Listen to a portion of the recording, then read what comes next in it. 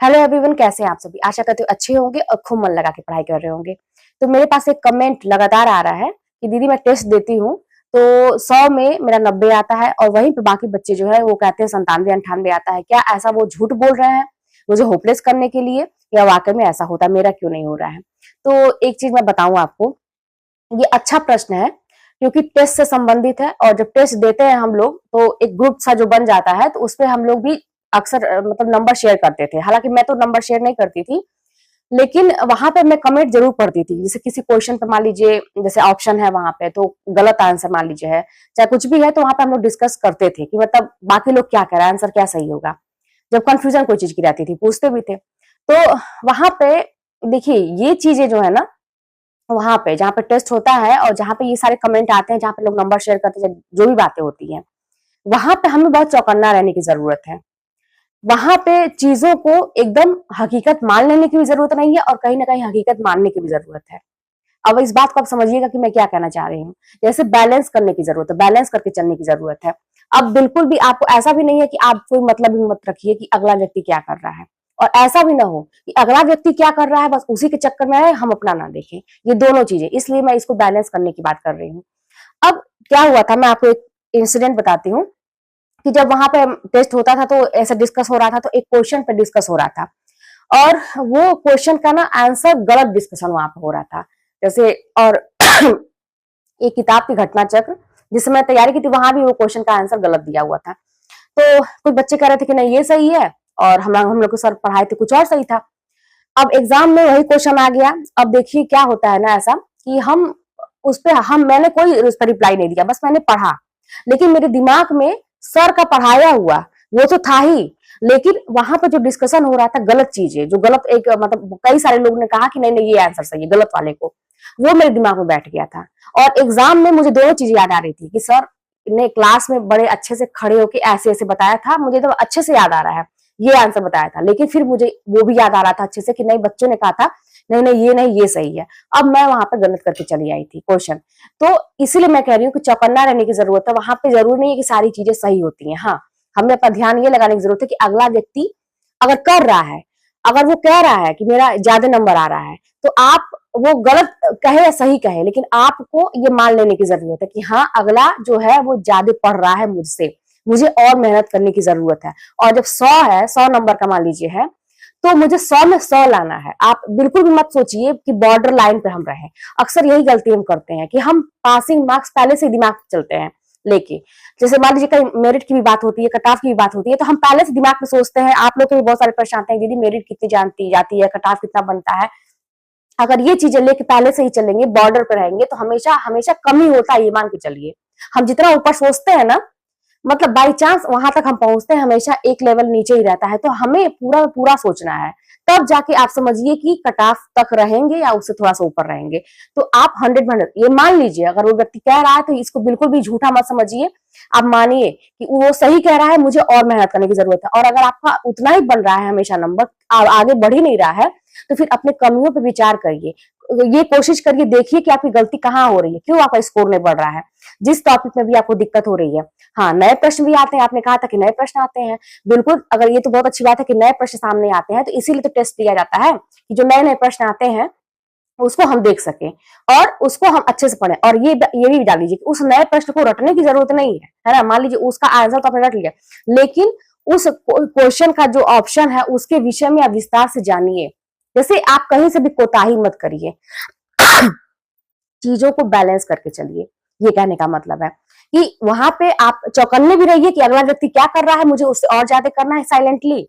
और एकदम आंख बंद करके भरोसा भी मत करिए। आप जरूर एक बार सर्च करिए, अगर किसी चीज पर डिस्कस हो रहा है तो आप जरूर अपने हिसाब से किताब में खोजिए या कहीं से सर्च करिए, आप जरूर उसके तह तक जाइए। ठीक है, मतलब ये कहने का मतलब है।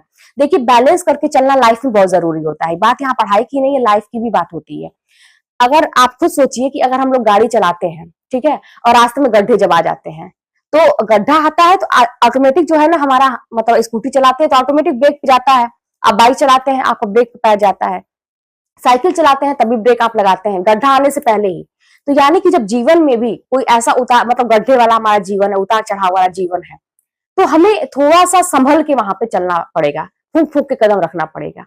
अगर आप अगर साइकिल चलाते हैं, बाइक चलाते हैं, गड्ढे में अचानक से उसी स्पीड से आगे निकलने का प्रयास करेंगे, तो जो आपको हचका लगेगा या जो भी दिक्कत होगी वो आपको होगी।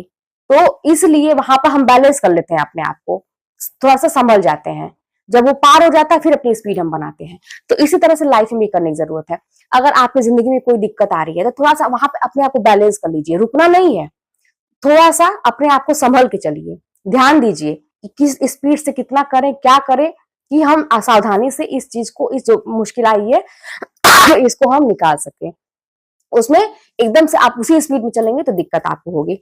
और एक चीज बता दूं कि लाइफ में जो संघर्ष चलता है या आपको जो एग्जाम निकालना है, बहुत सारे लोगों का मैं देखती हूँ वीडियोस, जो बच्चे मतलब जो लड़कियां हैं, औरतें हैं, भाई सब है मेरे, बहुत सारे लोग ऐसा ब्लॉग बनाते हैं, पढ़ाई करते समय अपना दिखाते हैं, डेली रूटीन दिखाते हैं। वो अक्सर ये दिखाते हैं कि मैं बहुत प्रॉब्लम में हूँ, मैं डिमोटिवेट हो रही हूँ, ये है वो है। तो देखिए, डिमोटिवेट होने से न काम चलेगा, न कोई प्रॉब्लम अपने दूसरों से शेयर करने से चलेगा, न प्रॉब्लम सोचने से काम चलेगा। अभी आपके अंदर वो जोश होना चाहिए, जैसे एक सुनामी आती है। मैं ये बिल्कुल भी नहीं कहूंगी कि एक जोश होना चाहिए, ठंडा वाला जोश, उससे काम ही नहीं चलेगा। एक सुनामी जो आती है ना, जिसको रोकना असंभव होता है, जिसको कोई रोकने की अगर कोशिश भी करे तो वो वहीं ध्वस्त हो जाए। वो अपनी सुनामी इतना तेज आगे बढ़ती है कि कितने लोगों को ले, जो उसके अगेंस्ट खड़ा रहता है उसको भी ले डूबती है उसमें। आपके अंदर वो जोश होना चाहिए, पढ़ाई आपकी उस जोश के साथ होनी चाहिए। नदी में जब बाढ़ आती है, नदी में उफान पे होती है, क्या मजाला कि कोई बंधा उसको रोक ले, वो बंधे को तोड़ के पूरा पानी एकदम बाहर आ जाता है। तो आपके अंदर वो जोश होना चाहिए। अब आप सोच लीजिए कि आपको इसके लिए क्या करना होगा। इसके लिए अपनी सिचुएशन को इधर सोच लीजिए कि भाई, अगर अभी सोचिए, अभी आपके साथ कुछ चीजें ठीक हैं, लेकिन लाइफ हमेशा एक तरह नहीं रहेगी। आपको भी पता कि आपकी भी उम्र ढलेगी, आपके अगर बच्चे हैं तो बच्चे बड़े होंगे, उनकी और जिम्मेदारियां बढ़ेंगी। आप अगर आपकी अभी शादी नहीं हुई है, आगे शादी होगी, जिम्मेदारी बढ़ेगी, आगे आप क्या करेंगे? अभी तो कुछ नहीं है तो आपको इतनी दिक्कत हो रही है, आगे चीजें और मुश्किल होंगी। तो अपने आप को थोड़ा सा फ्यूचर प्लान करके चलना पड़ेगा कि अगर अभी हम उस जोश के साथ नहीं पढ़ेंगे तो आगे हम क्या करेंगे। अपना रोना दूसरों के सामने कभी मत करिए, अपनी प्रॉब्लम दूसरों के सामने शेयर कभी मत करिए। जरूरत ही क्या है, आप साइलेंटली जितना ही आप कम बोलेंगे और काम करेंगे उतना ही आप स्ट्रांग बनेंगे। बिल्कुल भी आंसू बहाने से सबसे कहिए घूम घूम के कि मैं डिमोटिवेट हो गई हूँ, मेरे साथ ही ऐसा क्यों होता है, ये सरकार ऐसी है, ऐसा क्यों हो गया, ये कहने से कोई फायदा है? बिल्कुल नहीं फायदा है। अगर आप एक रास्ता बंद हो रहा है तो आप देखेंगे कि दूसरा रास्ता आपके साथ सामने खुला हुआ है। लेकिन अगर आप बस जो रास्ता बंद हो रहा है उसी को लेकर डिस्कशन कर रहे हैं, लोगों के वीडियोस देख रहे हैं और ये सबसे कह रहे हैं कि मैं क्या करूं, बहुत डिमोटिवेट हो रही हूँ, तो घाटा आपका है। आपका फोकस अब उस लक्ष्य पे होना चाहिए कि चलो भाई, ये दरवाजा बंद हुआ, अब मेरा वो टारगेट है और मैं सुनामी की तरह से आगे बढ़ूंगी कि मुझे रास्ते में कोई भी रोक नहीं सकता है। और पहले से निगेटिव मत होइए कि आगे इस वैकेंसी की ऐसे हो गई, उसका भी ऐसे हो जाएगा। हम लोग की वैकेंसी जब आई थी, आप लोग को पता है कि हम लोग की कितनी जल्दी भर्ती हुई थी। आज तक मतलब रिकॉर्ड है कि ऐसा कभी नहीं हुआ था। टीजीटी की भर्ती मतलब 2-3 महीने के अंदर ही हम लोग को स्कूल मिल गया, ज्वाइनिंग हो गई, रिजल्ट आ गया, एग्जाम हुआ, रिजल्ट आया, ज्वाइनिंग हो गई। मतलब सब कुछ इतना जल्दी हुआ, कभी आज तक नहीं हुआ था। तो मैं हमेशा पॉजिटिव रहती थी इस चीज को लेकर, मुझे हमेशा विश्वास रहता था कि अच्छा होगा, मैं अपना काम तो करूँ, आगे देखा जाएगा। हुआ ना मेरे साथ ऐसा, बहुत सारे लोगों के साथ ऐसा ऐसी सिचुएशन रही होगी, लोगों के साथ ऐसा हुआ। पहले से ही सोचते निगेटिव होगा, निगेटिव होगा, तो शायद नहीं होता। तो आप लोगों को भी अपने मतलब लक्ष्य पे फोकस करना चाहिए। आपको इर्द गिर्द कुछ नहीं देखना है, बस ये देखिए कि अभी मेरे सामने क्या है और मैं सुनामी की तरह से आगे बढ़ूंगा। अगर रास्ते में गड्ढे पड़ रहे हैं, मेरे जीवन में कुछ उतार चढ़ाव, अभी कोई प्रॉब्लम है, तो वहां पर बैलेंस कर लूंगा, चलूंगा। तो लाइफ में बैलेंस करना सीखिए, ठीक है। तो मेरे ख्याल से आपको जवाब मिल गया होगा कि अगला अगर कह रहा है कि मेरा 98 नंबर 99 नंबर आ रहा है 100 में, आप मान लीजिए और अपनी मेहनत को दुगुना चौगुना और बढ़ाइए। तो चलिए मिलते हैं नेक्स्ट वीडियो में। कोई बात होगी तो कमेंट के माध्यम बताइएगा।